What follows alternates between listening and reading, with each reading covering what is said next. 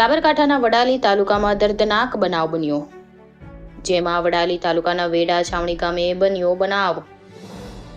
બપોરના સમયે એક રિક્ષામાં આવેલ વ્યક્તિઓએ એક યુવકના ઘરે જઈ પાર્સલ આપ્યું। ત્યારબાદ આ યુવકે પાર્સલને ઘરમાં લઈ જઈ ખોલતા કથિત બ્લાસ્ટ થયો, જેમાં ઘરમાં હાજર એક વ્યક્તિનું સ્થળ પર અવસાન થયું તો 3 વ્યક્તિ ઇજાગ્રસ્ત થયા। ગંભીર ઇજાગ્રસ્ત વ્યક્તિઓને તાત્કાલિક 108 મારફતે હોસ્પિટલ ખસેડાયા। આ સમગ્ર બનાવ અંગે વડાલી પોલીસ ઘટના સ્થળે પહોંચી વધુ તપાસ હાથ ધરી।